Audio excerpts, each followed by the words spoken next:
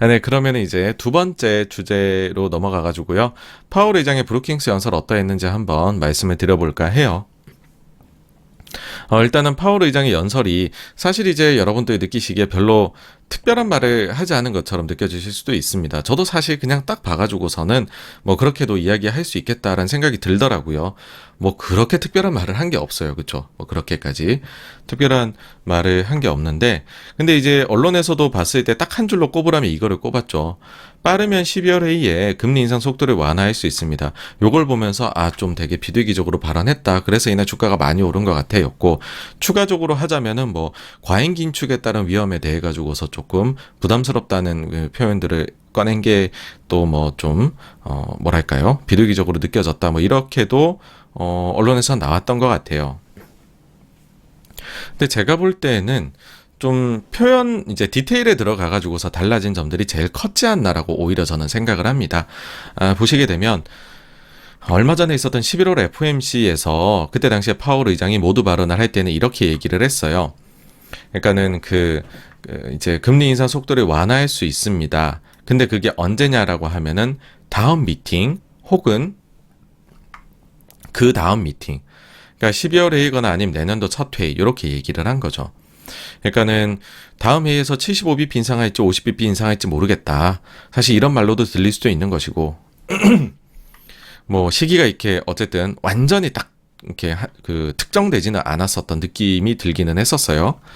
근데 11월 브루킹스 연설에서는 이와 관련해서 이야기를 하면서 구체적으로 디셈버 미팅이라고 바로 다음 회의죠. 12월 미팅이라고 얘기를 합니다.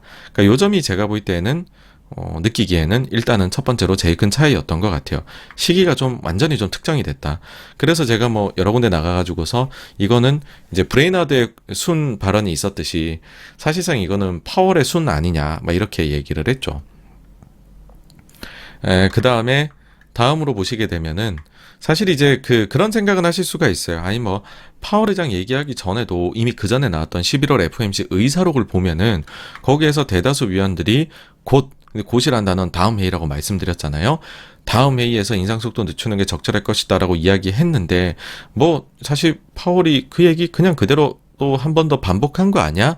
라고도 생각하실 수가 있지만 시장에서 여전히 12월 달 75bp 인상 기대감이 남아 있잖아요. 그런 상황에서 파월 의장이 직접적으로 말했다라는 거는 조금 무게감이 다르다라는 생각이 듭니다. 다음으로 그 다음에 또 표현이 하나 바뀐 것도 좀 시장에서 어떻게 보면 좀 상방으로 과민 반응하게 만들었던 요소라고 보는데 뭐냐면 이겁니다. 요분이 아주 인플레 파이터로 이름을 널리 떨치셨었던 폴 볼커인데요. 폴 볼커의 마지막 저서예요. 마지막 저서 제목이 Keeping At입니다. 그렇죠? 근데 파월 의장이 볼커의 빙의가 되었었다라고 할 때 바로 요 표현을 여러 차례 쓰면서 본인이 나는 볼커야 라는 거를 보여주는데 요 표현을 사용을 했었죠.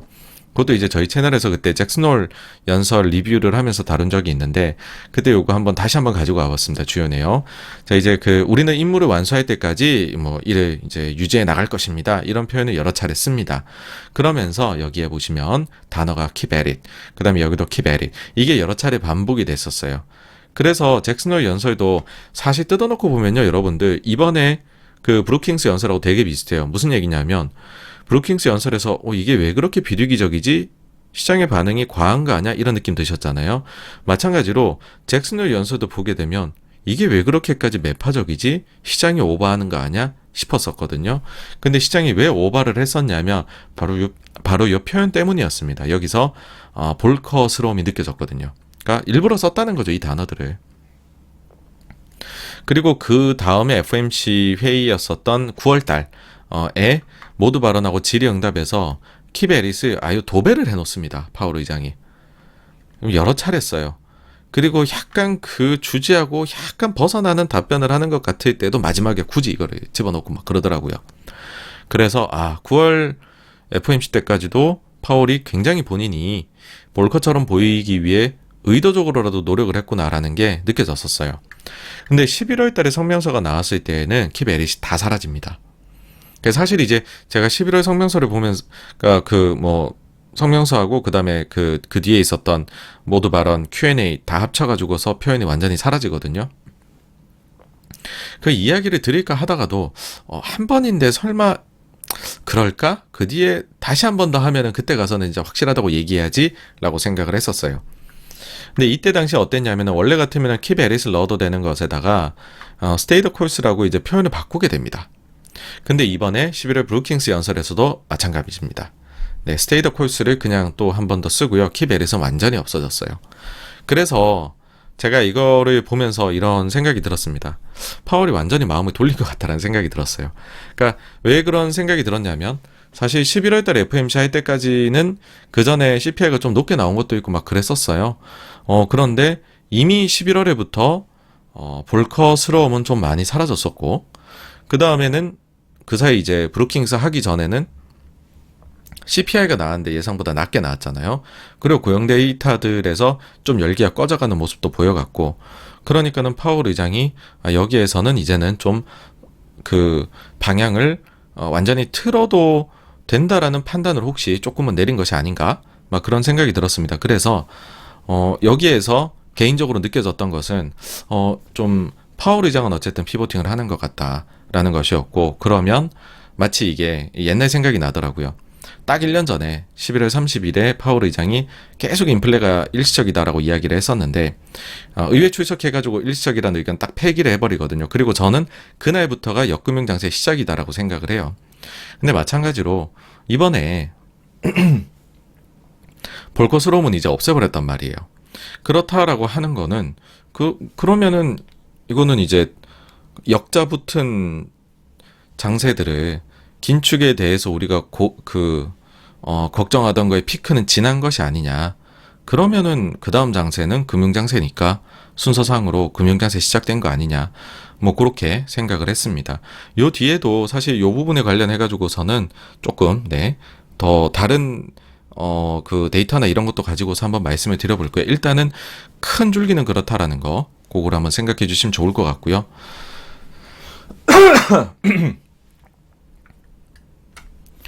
네, 기침에 죄송합니다. 네, 그래서 이제 금융장세, 역실적, 이런 것들 보시면서, 벌써 저게 시작된다고, 금리 내려야지만이 금융장세 아닌가 이런 생각들 많이 하실 수 있을 것 같아서 자료들을 한번 쭉 가지고 와봤습니다. 보통 이제 뭔가가 헷갈릴 때는 역의 경우를 생각해보면 쉽기는 하거든요. 그러니까는 금융장세가 금리를 안 내리고 있는데 금리를 올리고 있는데 시작이 된다고? 그러면 역으로 우리가 역금융 장세가 시작될 때에 금리를 올리고 있었냐라는 거죠.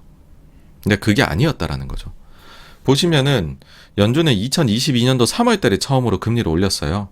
근데 우리나라는 21년 6월에 최고점이었죠. 나스닥은 11월에 최고점이었죠. 그 다음에 다우 S&P 500은 1월 4일, 5일 이때가 최고점이었어요. 금리를 올리지도 않았는데 최고점이 나와버렸었어요. 그러고 나가지고서 사실 이때 이미 역금융에 상당 부분 들어가 있고서 첫금리 인상이 있었죠. 그러면은 이게 뭔가 안 맞다라는 거잖아요. 그랬을 때 우리가 과거랑 다른 게 뭐냐 하면은 과거하고 다른 정책 수단들을 많이 사용을 하고 있다는 거죠, 지금 연준이. 그럼 그런 부분들을 좀 반영해야 된다.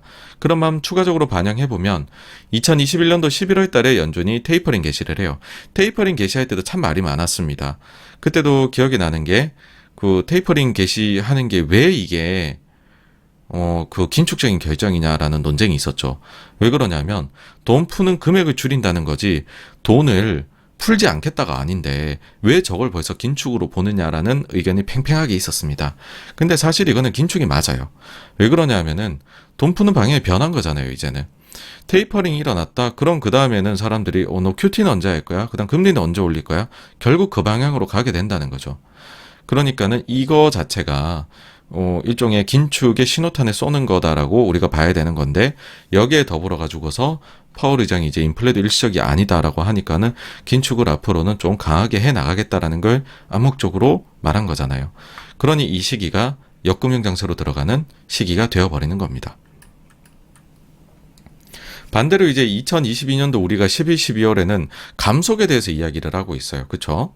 근데 아니 아직까지 금리를 계속 올려나가고 있고 큐티를 해나가고 있는데 무슨 여기서 금융장세가 올 수 있겠느냐인데 시장은 연준이 이런 가능성을 보이는 것만으로도 미리 반응을 하기 시작한다라는 거죠. 왜냐하면 감속하면 그 다음에는 언젠가는 금리 인상이 멈출 거고 그 다음 순서는 언젠가는 금리들이 내려가지 않겠냐. 그리고 그 전후로 해가지고 QT도 금액을 줄여나가고 QT도 멈추지 않을까. 결국은 긴축이 멈추는 거 아니냐. 이런 생각을 하게 된다라는 것이죠. 그래서 시장은 먼저 움직입니다. 금리 보시면 장기금리가 고점이 2022년도 10월 하순이 장기금리 고점이고요. 그때부터 그 전으로 해가지고서 글로벌 증시가 반등을 합니다. 코스피는 보게 되면 22년 9월 마지막 날이 최저점이었었고 나스닥과 S&P 500은 22년도 10월 중순이 잘못 적어죠. 최저점이었던 거죠. 최저점. 그쵸? 만약에 여기서 그 다음에 추가적으로 저점이 안 나타나면은 요 시기가 최저점 시기가 되겠죠. 거의 일치를 합니다. 이때랑. 그래서 우리가 뭐 딱 무 자르듯이 금리를 올려야만 무엇이고 내려야만 무엇이다가 아니라 시중금리도 봐야 되고 스탠스도 봐야 되고 그 다음에 연준의 공식 자체가 복잡해졌어요. 그래서 그런 것들을 종합적으로 봐야 된다고 저는 생각을 합니다. 그리고 또 한 가지가 연준이 2% 물가를 목표로 한다. 그래서 2%로 물가가 돌아가기 전까지는 연준은 금리를 뭐 과격하신 분들은 계속 올려나갈 것이고 아니면 그때까지 금리 인하는 없을 것이다. 그렇게도 보시는데 연준 스스로가 그렇게 얘기를 안 해요. 그게 드러나는 것이 9월의 점도표입니다. 9월의 점도표를 보시게 되면 PCE 물가지수를 23년에 2.8%, 24년에 2.3%로 봤어요. 근데 그러니까 아직까지도 2% 목표를 24년까지 달성을 못했죠. 근데 이때 이미 금리를 만약에 자기네가 생각한 경로로 가면 4.6까지 올렸다가 2.3 내려갈 때는 3.9로 내리겠다라고 생각을 한 거예요. 그러니까는 인플레가 내려가면 그에 따라 가지고서 금리도 당연히 내리는 것이다라는 거죠. 비록 아직까지 물가 목표에 도달은 못했지만은 뭐 또 과잉 긴축할 위험도 있는 거니까는 기민하게 대응하는 존재다라는 것을 이미 점도표 찍을 때 얘기했습니다. 그러니까 그렇게까지 막 꽉 막혀서 포뮬러대로 움직이는 조직은 아니다라는 것도 한번 생각해 주시면 연준을 이해할 때 도움이 되실 것 같아요. 그럼 이제 코로나 사례 말고 그 전으로도 한번 돌아가 보도록 하죠. 2018, 19년입니다. 이때 당시 보시게 되면 2013년 말에 테이퍼링 선언을 했죠. 그리고 14년 10월에 테이퍼링이 종료가 됩니다. 그 다음에 15년 12월에 첫 번째 금리 인상, 그리고 딱 1년 지난 16년 12월에 두 번째 금리 인상이 있었고요. 그 다음에는 본격적으로 긴축의 가속도를 내기 시작을 해요. 17년도에 금리 3번 올렸고요. 25bp씩. 그 다음에 10월부터는 QT를 진행을 합니다. 그 다음 2018년도에는 이 QT 금액을 계속 늘려갔었고 1년 내내, 연중 내내 QT를 했었고요. 금리는 4번이나 올리게 됩니다. 25bp씩. 그러고 나서 2018년 12월에 마지막으로 네 번째로 금리를 올리고 나서 금리 인상은 일단 멈춰요. 근데 QT는 계속합니다. 거의 사실상 풀스피드로 계속해요. 근데 그 다음에 무슨 일이 벌어지냐? 19년도 7월 달에 첫 번째로 금리를 인하하게 됩니다. 그리고 19년도 9월 달에는 QT를 종료를 하게 됩니다. 자, 그러면 여기서도 그런 생각이 드실 수가 있을 것 같아요. 자, 그러면은 우리가 금융장세 얘기하려면 19년도 7월 달에 첫 금리 인하를 했으니까 거기다 QT는 그보다 늦은 9월에 했으니까 대충 한 7에서 9월 사이가 금융장세 시작이었겠네 라고로 봐야 된다라고 해버리면 이게 설명이 잘 안 돼버려요. 무슨 얘기냐면 S&P 500 지수가요. 이때 9월 말 10월 초에 고점을 찍고 20% 그 다음에 하락을 맞이하게 됩니다. 그러니까 과잉 긴축에 대해 가지고서 시장이 부러져 버린 거죠. 그래서 12월 말에 저점을 찍고 반등을 해요. 근데 그 다음에는 쭉 반등을 해서 아까 말씀드린 요 금리 인하하고 QT 중단하는 7에서 9월 사이. 그때가 언제냐면 요때예요. 이미 직전 고점을 벗기고 올라가 버려요. 네. 그러니까는 뭐 이 시기부터가 금융장세라고 해버리면 이미 신고가거든요. 그러니까 약간 설명이 좀 이상하게 돼버린다라는 거죠. 네. 그러면은 이때 그리고 심지어 이때 QT는 계속 하고 있었어요. QT는. 네. 그러면은 이때 당시에는 뭔가 다른 거가 계기가 되었을 거다라고 우리가 봐야 되는 건데, 저희 채널 좀 오래 구독하신 분들은 제가 이 계기에 대해 말씀을 드린 적이 있기 때문에 딱 생각이 나실 겁니다. 뭐냐면 이때 당시 계기는요, 2019년도 1월 4일에 있었던 전미경제학회였습니다. 요게 제가 업로드한 날짜가 3월 8일자인데 요거 한번 찾아보시면은 쭉 보시면은 아, 저런 일이 있었구나, 그런 걸 아시게 될 텐데요. 요거 한번 보도록 하죠. 그래도 자, 요때 이제 제가 연준의 추가 완화책은 그러니까 언제쯤 나오게 될까? 그러니까 이때만 해도 첫 번째로 이제 막 금리 인상한다 그러고 있을 때 제가 아주 호기롭게 야, 이거 인상해 나가는데 결국에는 이러다가 이제 완화적으로 가는 거 나오게 될 겁니다. 막 그거 우리 한번 예상하기 놀이를 해볼까요? 그거를 첫 금리 인상 직전부터 했었습니다. 아유, 참 과감했네요. 과감했어. 아유, 참네. 네. 이때 보시게 되면은 이때 전미경제학회에서 하여튼 중요한 얘기 나왔다고 제가 얘기 드리면은 뭐 그거 무슨 행사라고 이렇게 생각하실 수가 있겠다라는 거죠. 근데 어쨌든 중요한 발언들이 나와요. 그러니까 여기서 일단 먼저 제가 깔고 가는 이야기를 드리고 싶은 거는 뭐냐 하면 꼭 FMC에만 너무 안 매달리셨으면 좋겠어요. 그러니까 연준에서 커뮤니케이션을 되게 강화한 이유로는 FMC에서 물론 중요한 말이 나옵니다. 근데 그 이외의 자리에서도 수시로 중요한 말이 나와요. 그래서 우리가 연준을 1년 365일 계속 보고 있어야 돼요. 굉장히 귀찮은 존재가 됐어요. 근데 어쩌겠습니까? 그렇게 하고 있으니 우리는 그걸 따라가야죠. 그렇죠? 자, 근데 그러면 일단 이날에 무슨 일이 있었느냐라고 해서 보시면은 요 모임 멤버들을 보시죠. 화려합니다. 현 의장인 제롬 파월, 직전 의장이었던 제닛 앨런, 그전 의장이었던 벤 버냉키가 같이 앉아갖고서 얘기를 나눕니다. 근데 자, 뭔가 이게 파월을 작정하고 손보러 나온 느낌이 이날 들었다라는 거예요. 왜냐하면 이 세 명 중에서 자료를 들고 나온 사람 파월밖에 없어요. 나머지는 빈손으로 나와서 웃고 있습니다. 네, 파월만 혼자 긴장을 하고 있어야 되는 자리였다라는 거죠. 근데 그러면은 이날에 파월이 무슨 발언을 했느냐? 굉장히 이제 비둘기로 대전환하는 발언을 했거든요.